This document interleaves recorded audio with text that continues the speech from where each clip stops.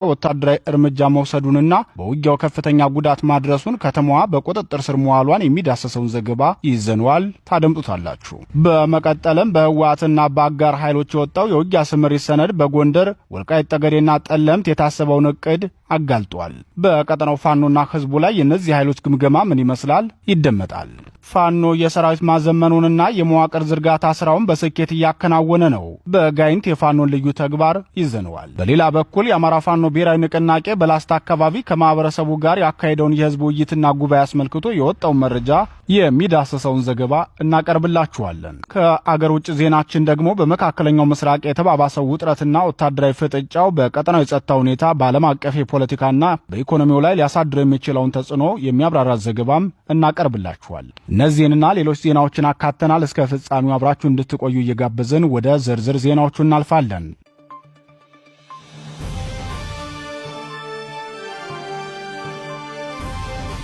አንጨቆረር ድረስ ገብተን በትነነዋል። ፋኖ የአማራ ፋኖ ብሔራዊ ንቅናቄ ሸዋ ጠቅላይ ግዛት አሳምነው ዕዝ በብልጽግናው ሰራዊት ላይ የሚፈጽመውን ወታደራዊ ተጋድሎ አጠናክሮ በመቀጠል በዛሬው ዕለት አንጨቆረር በመግባት ከፍተኛ ኪሳራ እንዳደረሰበት አስታወቀ።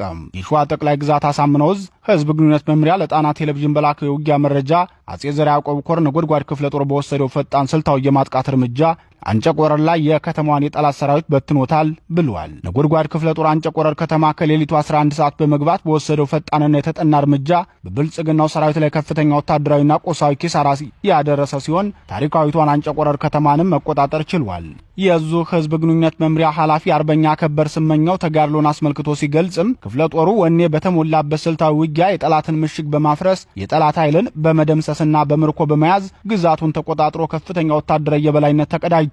የጠላት ብልጽግና ሰራዊት የፋኖ ምት ለመመከት ያደረገው ሙከራ በሰራዊታችን ፈጣን የከተማ ውስጥ ማጥቃት ሊቋቋመን አልቻለም።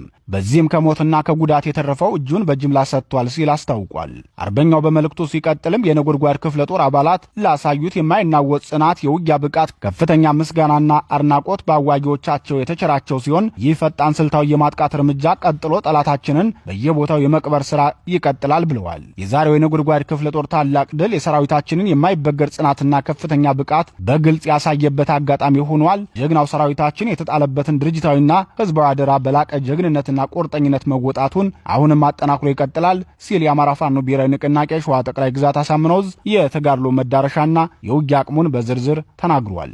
ይህ በእንዲህ እንዳለ የአማራ ፋኖ ብሔራዊ ንቅናቄ ሸዋ ጠቅላይ ግዛት አሳምነው ዕዝ ከወታደራዊ ተጋድሎ ጎን ለጎን የህልውና ትግሉ ቁልፍ የሆነውን የክላስተር ጉባኤ ማካሄዱን አስታውቋል። በአማራ ህዝብ የህልውና ትግል ታሪክ ውስጥ አዲስ ምዕራፍ የሚከፍት ነው ሲል የገለጸው የክላስተር ጠቅላላ ጉባኤውን ሁኔታ ተጉለትና ቡልጋ አውራጃ አንኮበር ቀጠና ጎርጎ ክላስተር የዙና የአማራ ፋኖ ብሔራዊ ንቅናቄ አመራሮች በተገኙበት የክላስተር ጠቅላላ ጉባኤው መካሄዱን የህዝብ ግንኙነት መምሪያው አስታውቋል። የሸዋ ጠቅላይ ግዛት አሳምነው ዕዝ የህዝብ ግንኙነት መምሪያ አርበኛ ከበር ስመኛው የጉባኤውን ሂደትና ዝርዝር መረጃ ሲገልጽም ጉባኤው የወደፊት የትግል አቅጣጫዎችንና የህዝቡን ህልውና የሚያረጋግጡ ቁልፍ አጀንዳዎችን በጥልቀት የመከረ ነው። በተለይም በተመረጡ በአራት ዋና ዋና ነጥቦች ላይ ያተኮረ ነበር ብሏል። አራቱን ዋና ዋና የጉባኤው አጀንዳዎችን ሲገልጽም አንደኛ የአፈጻጸም ሪፖርት ማቅረብ፣ ሁለተኛ ጥልቅ ግምገማ ያለፉትን ወታደራዊ አፈጻጸሞች፣ ሶስተኛ በወቅታዊ ጉዳዮችና በቀጣይ አቅጣጫዎች የትግሉን መንፈስ ወደ ላቀ ደረጃ የሚያሸጋግሩና አራተኛ የህዝቡን ደህንነት የሚያረጋግጡ የወደፊት ስትራቴጂካዊ አቅጣጫዎች መሆናቸውን ገልጿል።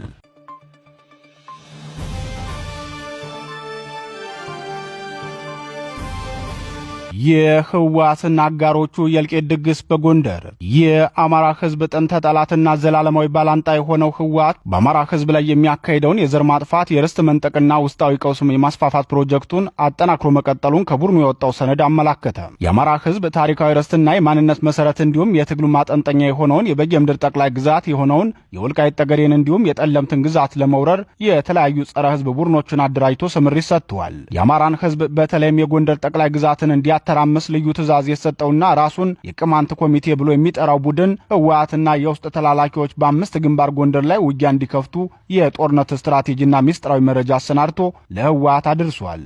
በዚህ ቡድን ሰነድና ጥብቅ መረጃ መሰረትም ቀደም ሲል አቶ ገዱ አንዳርጋቸው ለህወሓት ፈርመው በሰጡት ግጨው በኩል አቶ አባይ ፀሐዬ ለሱዳን አሳልፈው በሰጡት ያልፋሽጋና አካባቢውን ጨምሮ በአጠቃላይ በ5 ግንባሮች ውጊያ እንዲከፈት ይማጸናል። የቅማንት ቡድን ሰነዱን ሲቀጥልም በአብዛኛው የቅማንትን ኃይል መጠቀም መጠቀምና ቀሪውን የተወሰነውን የምዕራብ ትግራይ ተፈናቃይን መጠቀም ይኖርብናል ሲል ይገልጻል። ቡድኑ ወልቃይት ጠገዴ ሰቲት ሁመራን ህወሓት በወራ ከተቆጣጠረው በኋላ ባወጣለት የባዕዳን ስም ተጠቅሞ ምዕራብ ትግራይ ብሎ ይጠራዋል። ከዚህ በተጨማሪም ለውጊያው ህወሓት ከፍተኛ የሰው ኃይል አሰልፎ ዋጋ እንዳይከፍል የቅማንት ተወላጆችን ውጊያውን እንዲያካሂዱ ዝግጅት ማጠናቀቁን ይገልጻል። የጦርነቱ ዓላማም የትግራይንና የቅማንትን ትግል ከዳር ለማድረስ ያለመ መሆኑን ይገልጻል። ለዚህ ዓላማ ተልኮ ሲባልም የቀጠና ስምሪት ጭምር አሰናድቶ ስትራቴጂውን ያወጣው ጽንፈኛው ቡድን የመጀመሪያው የውጊያ ግንባር እንዲሆን የመረጠው ደባዚን ቀጠና ሲሆን በነፍስ ገበያ በማድረግ ቱመትን ወደ ቀኝ በመተው ወይም ቱመትን አድርጎ ባይሰጋ በማቅናት ወደ ዱባባን ነጻ በማውጣት ወደ ደለጎ ሂዶ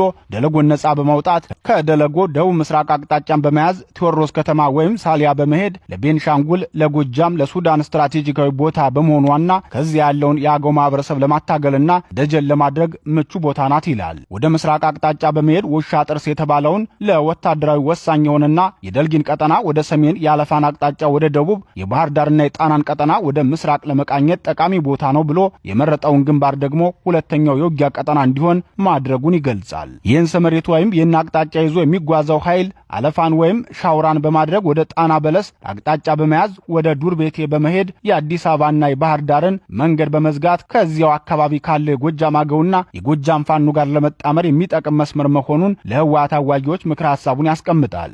የተጠቀሱትን ቀጠናዎች ጨምሮ አጠቃላይ ወልቃይት ጠገዴ ሰቲት ሁመራ ዞንን እንዲሁም መላውን ምዕራባዊ ጎንደር ቀጠናን የጦርነት ቀለበት ውስጥ ለማስገባት የተያዘው የውጊያ ዕቅድ በቅማንት አማጺ ቡድን የተሰናዳ ሲሆን በህወሓት ወታደራዊ አዛዦችም ግምገማ የተካሄደበት ነው። የጽንፈኛውና ጸረ አማራው ቡድን ያሰናዳው ሰነድ የጎንደር ፋኖ ስጋት ይሆንብናል፣ ህዝቡም ለዚህ ቀጠና የትምክህት ኃይል ድጋፍ ስለሚሰጠው ለኛ ፈተና ሊሆን ይችላል፣ ነገር ግን በሚገባ ከተሰራበት መላውን የቅማንትን ህዝብ በማስተባበር ማሸነፍ እንችላለን የሚል ምክረ ሐሳብም ቀርቧል። ይህን የእልቂት ድግስ ዝግጅት የተመለከቱ የፖለቲካ ተንታኞች ሲናገሩም የጎንደር ፋኖ የአንድነት ምስረታውን እውን ማድረጉን ተከትሎ ጩኸት የበረታው ለዚህ ነው። በተደጋጋሚ እንደተገለጸው የጎንደር ፋኖ አንድነቱን ከመሰረተ በኋላ ከብልጽግና መንግስት ባልተናነሰ ከፍተኛ ድንጋጤ ያደረባቸው ህወሓትና የህወሓት ደጋፊዎች የሆኑት ለዚህ ነው ብለዋል። የፖለቲካ ተንታኞቹ አክለውም የጎንደርን ፋኖ አንድነትና በተለይም የመታገያ ቀይ መስመር ብሎ ያስቀመጠው እቅድ ያላስደሰታቸው አካላት ህወሓትን ስለሚያስከፋው ነው። በወሎ የአገው ዲሞክራሲያዊ ንቅናቄ፣ በጎንደር የቅማንት ኮሚቴ፣ በጎጃም የአገው ሸንጎ እንዲሁም የተለያዩ የፋኖ መሪዎችና ደጋፊዎቻቸው በሙሉ ያደረጉት ተቃውሞ በቅንጅት የተሰራበት ነው ሲሉ የአማራ ህዝብ ጥንተ ጠላት የሆነው ህወሓት በአማራ ምድር ምን አይነት አደገኛና ጸረ ህዝብ ቡድኖችን እንዳደራጀ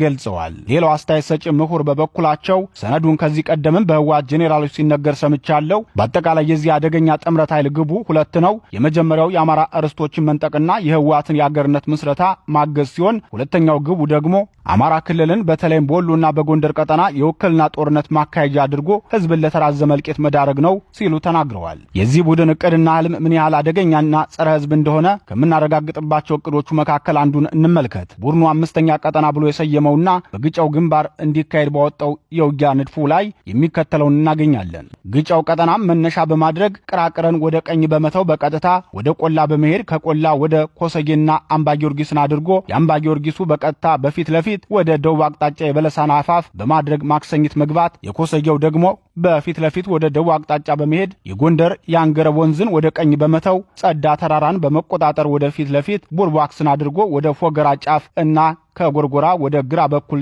ይደርሳል። አንደኛው ወደ ላይ አርማጭሆ ግራምጣ ቀበሌ የገባው ኃይል ደግሞ በቀጥታ ትክል ድንጋይን ወደ ቀኝ በመተው ስላሴ ቤተክርስቲያንን አድርጎ ሸምበቂትን በማድረግ ወለቃን አቋርጦ የጎንደር ሬዲዮ ጣቢያውን በመቆጣጠር ወደ መሃል ጎንደር በመግባት እስረኛውን ማስፈታት፣ ከዚያም በቀጥታ የአዲስ አበባን መስመር ተሻግሮ የአውሮፕላን ማረፊያውን ወደ ቀኝ በመተው ወደ ደቡብ አቅጣጫ በቀጥታ በመሄድ ጣና ዳር ይደርሳል። በዚህ ግንባር ወሳኝ ቦታዎች የሚባሉት የአምባ ጊዮርጊስ ተራራ፣ የኮሰጌ ተራራ፣ የጸዳ ተራራ፣ የጎንደር ተራራ፣ የማክሰኝት አሞራ ገደል ተራራና ጣና ገዳም ተራራ ናቸው በማለት ያብራራና ተከታዩን አደገኛ ሐሳብ ያክላል። ቡድኑ በስጋትነት የገለጸው አንደኛ ከፍተኛ የፋኖ ትምክህት ኃይልና የማህበረሰቡን ትምክህተኝነት መኖር፣ ሁለተኛ ይህ ቀጠና የወልቃይትና ጠለምት መሬትን የማስመለስ ከፍተኛ ቅዠት ያለበት ቦታ በመሆኑና የወልቃይትንና የጠለምትን ድግስ የሚደገስበት ቦታ መሆኑ፣ ነገር ግን የላይ አርማጭሆንና የወገራን ቅማንት በማደራጀት አይቀጡ ቅጣት መምታት ያስፈልጋል። ሶስተኛ ላይ አርማጭሆ ላይ ያለ የቅማንት ምሁር ፖለቲከኛ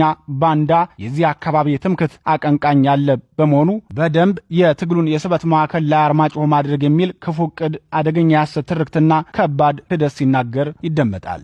የህወሓቱ ታጣቂ ቡድን መሪ ጄኔራል ዮሐንስ ወልደ ጊዮርጊስ በቅርቡ ባደረጉት ንግግር እኛ 4 ኪሎ መሄድ ሳያስፈልገን እንዴት ጠላቶቻችንን መጠቀም እንዳለብን እናውቃለን፣ ለዚያም በቂ ዝግጅት አድርገናል ማለታቸው ይታወሳል። በቅርቡም ህወሓት በሰርኩላር ባወረደውና በየወረዳው በሚደረግ የአዳራሽ ውይይት የሌሎች ህዝቦችን ኃይሎች ተጠቅመን ትግላችንን እናጠናክራለን ሲል መግለጹም አይዘነጋም።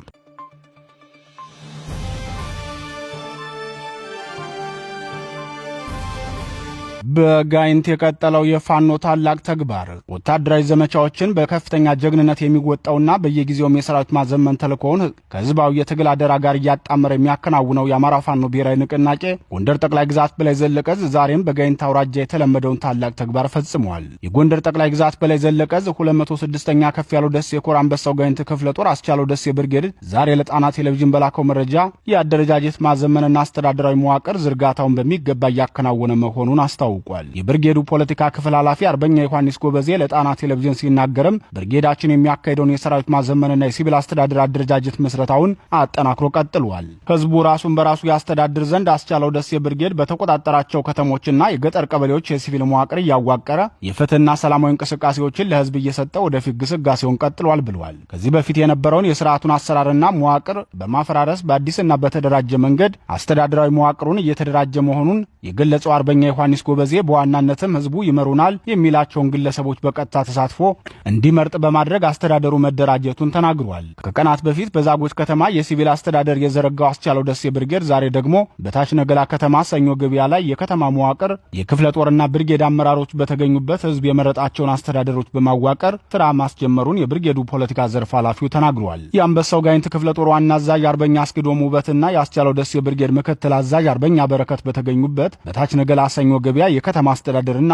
ኮሚቴዎችን አስመርጠናል ሲል የገለጸው አርበኛ ዮሐንስ ጎበዜ በተመሳሳይ በገጠራማው በሳፍዳ ቀበሌ 21 በደንኮርኮ ቀበሌ 25 በመስቀሊዛ እና ሰፊያ ሜዳ ቀበሌዎች የብርጌድ አመራሮች በተገኙበት የሲቪል አስተዳደር ዝርጋታውን ማከናወናቸውን ገልጿል። አርበኛ ዮሐንስ አክሎም በዚህም ህዝባችን ወቅታዊና አፋጣኝ መፍትሄ እንዲያገኝ ፖለቲካዊ ተልዕኮ የሌላቸው የህዝብ አገልጋይ የሆኑ የመንግስት ተቋማት ማለትም የትምህርት፣ የጤና፣ የግብርና እንዲሁም የባንክ ተቋማት ስራቸውን ካለምንም ጣልቃ ገብነት በፍትሃዊነትና በነጻነት እንዲያገለግሉ የጥበቃ ዋስትና ሰጥተናል። የአካባቢው ማህበረሰብም ሃይማኖታዊ ስርዓቱንና ማህበረ ኢኮኖሚያዊ እንቅስቃሴውን በነጻነት በማካሄድ በሰላም ወጥቶ የመግባት መብቱ ተጠብቆ ፍትህን ራሱ በመረጣቸው ልጆቹ እንዲያገኝ እየሰራን እንገኛለን በማለት የብርጌዱንና የክፍለ ጦሩን እንቅስቃሴ ተናግሯል።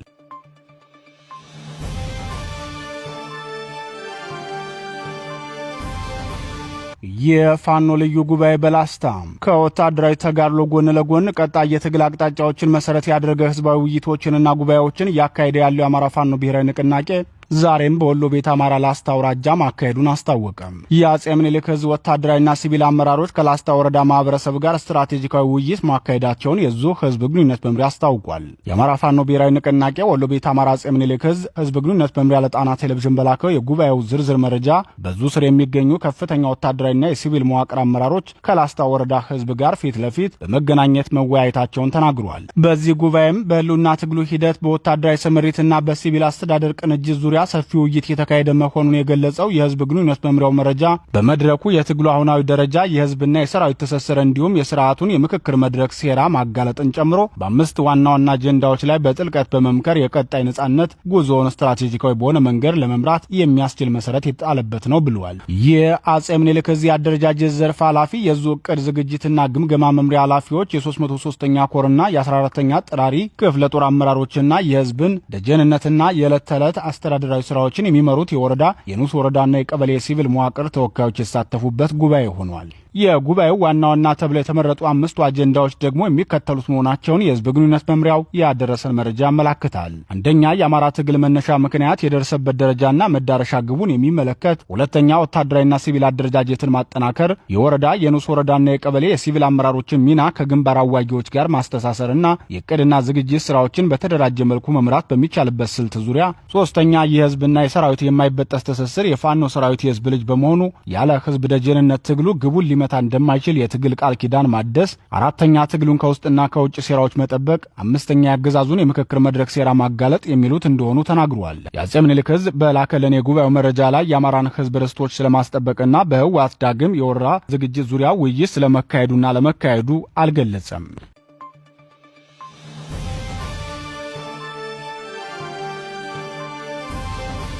የመካከለኛ ምስራቅ የጂኦፖለቲካ መልክዓ ምድር ከቀዝቃዛና ከውክልና ጦርነት ወደ ቀጥተኛ ሁሉን አቀፍና የፊት ለፊት ግጭት መሸጋገሩን አልጀዚራ ዘገበም።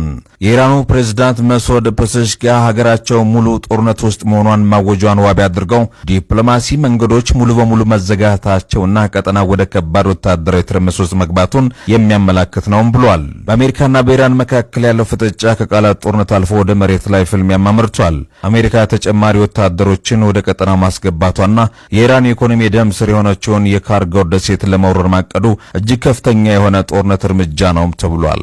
የካርጎ ደሴት የኢራን ዋነኛ የነዳጅ ወደብ በመሆኗ ይህንን ስፍራ መቆጣጠር ወይም ማውደም የኢራንን ኢኮኖሚ ከስሩ ለመናድ ያለመ ስትራቴጂ ነው ተብሏል። በሌላ በኩል ኢራን ለዚህ ጥቃት ያሳየችው ምላሽ የመከላከል ብቻም ሳይሆን የማጥቃት ጭምር ነው። የኢራን ጦር ለጨበጣ ውጊያ መዘጋጀቱና ፓርላማ አፈ ጉባኤ ሀገራቸው የአሜሪካን የጦርነት ጨዋታ በሚገባ እንድትረዳች መግለጻቸው ኢራን ጦርነቱ በራሷ መሬት ብቻም ሳይሆን ወደ ሌላ አካባቢ ለማስፋት ዝግጁ መሆኗን ያሳያል ነው ያለው አልጀዚራ። ይህን ደግሞ በተግባር የታየው ኢራን በኩዌት በባህሬንና በዮርዳኖስ በሚገኙ የአሜሪካ የጦር ሰፈሮች ላይ የፈጸመችው የሚሳኤል ጥቃት ነው። የእርምጃ አሜሪካን በቀጠናው ድህነት እንዳይሰማት ከማድረጉም ባሻገር እነዚህ የአረብ ሀገራት በቀጥታ የጦርነቱ አካል እንዲሆኑ አስገድዷቸዋል ተብሏል።